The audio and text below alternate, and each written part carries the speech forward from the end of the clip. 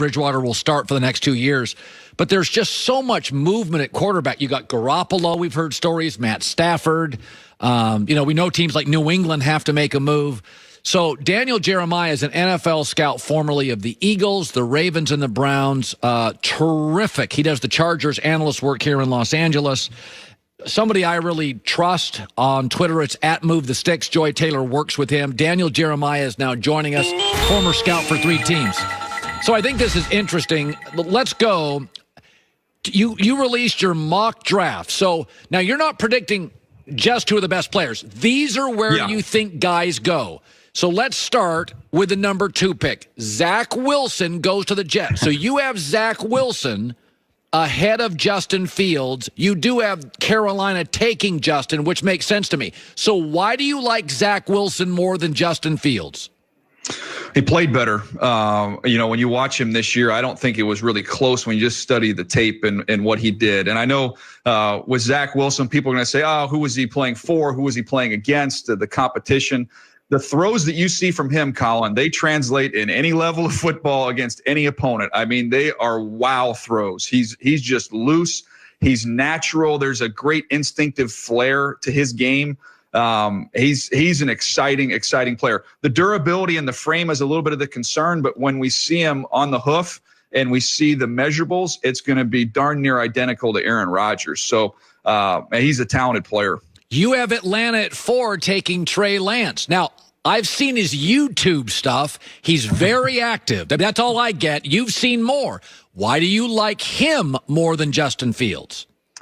It really just came down to decision-making. I mean, both these guys are what you want in terms of the physical tools. Big, strong. Justin Fields is a little bit faster, but you look at Lance, he can really run. They use him on some of the design quarterback run stuff as well. Competition level, a big difference, of course. But the decision-making for Trey Lance, he didn't turn the ball over his in 2019. He didn't have a pick. He threw his first pick in the only game he played this year. But he just makes outstanding decisions. There's a lot on his plate in that offense. If you remember going back to Carson Wentz coming out from there, under center, in the gun, protections, all that stuff has been handled with him. He doesn't have a lot of experience, Colin. He's a 1-year starter. So there's going to be some patience with him. But I think you're going to need some patience with Justin Fields as well. I think this is kind of a 2 or 3 year play for both those guys going forward. So let's talk. You have Justin Fields 8 to Carolina. Many think he's the 2. What concerns you? Well, there's times where he just gets a little bit stuck and locked on, and which causes him to be late on some throws. It causes him to take too many sacks.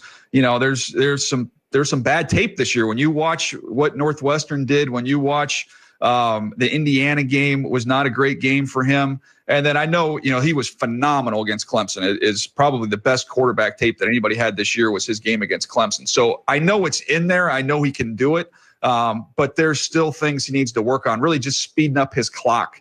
When number 1 is there, when number 1 in the progression is there, he can let it rip. He can make every type of throw with velocity and accuracy. But when that's taken away, sometimes he just takes a little bit too long to get through the rest.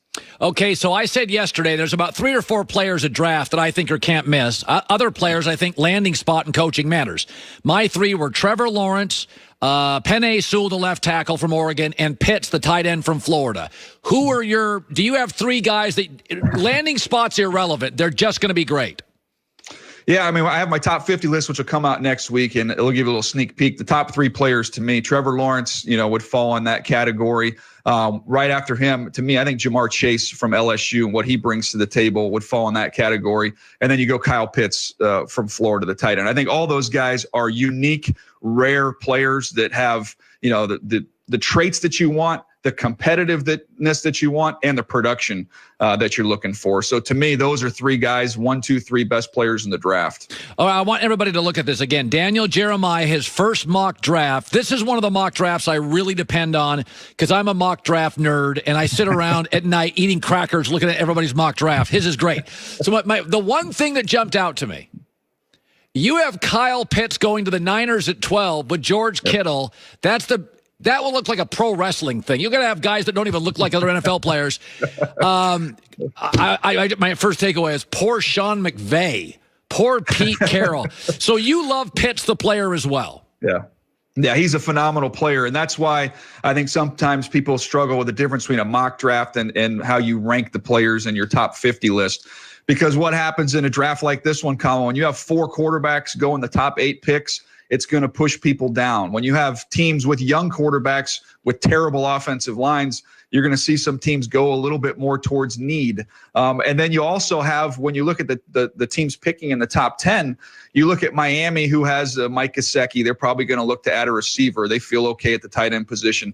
TJ Hawkinson already went to the Lions. They've invested in a first-round tight end. So that's how you get a player as special as Kyle Pitts. The third best player in the draft could fall outside of the top 10. And I knew 49er fans were going to freak out and say, well, we've got George Kittle. Why the heck would we want this kid? Because smart teams don't pass up players like this. And this is a gift if he somehow got to them. And with the positionless player movement that we're headed towards, you break the huddle with Kittle, with Pitts, with Ayuk, and with Deebo Samuel. You don't know who's lining up in the backfield, who's lining up at receiver, who's lining up at tight end. I mean, can you imagine Shanahan with his creativity, what he would do with that? Oh, my Lord. And they're all physical. They're all physical. Yeah. They had and that's what, by the way, John Lynch loves that. So does Shanahan. They're like big physical guys. All right. So Daniel Jeremiah works with Joy.